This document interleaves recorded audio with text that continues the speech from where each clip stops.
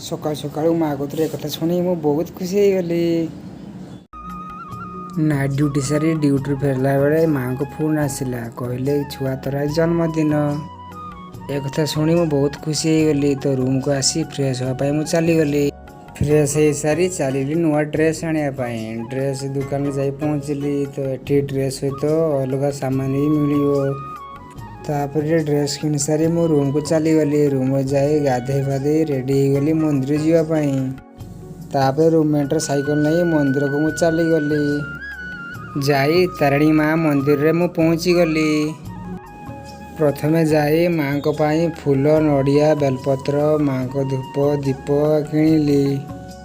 किणी सारी मंदिर भीतर को चलीली। गला पर देखिली मो नना पूजा करछन्ते भिड़ भी बेसी नहीं। तो आराम से जाई नना को कहनी नना आज मो जन्मदिन पूजा कर दियो। रे नना कहले कि भल कथा तमे काम कर धूप दीप नहीं माँ को पाखरे नगे दियो मु पूजा कर दउची। तापर पूजा सारी मो रूम को फेरी आसिली।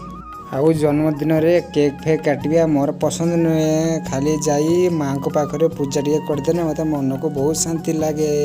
तो पूजा सारी आसी काकुड़ी गाजर काटिकी ताकू सालाड करी खाइली। तो आपण मन को वीडियो भल लागिथिले लाइक कमेंट शेयर और सब्सक्राइब निहाती करिवे। एबे रहिली जय जगन्नाथ नमस्ते भल थाओ समस्ते।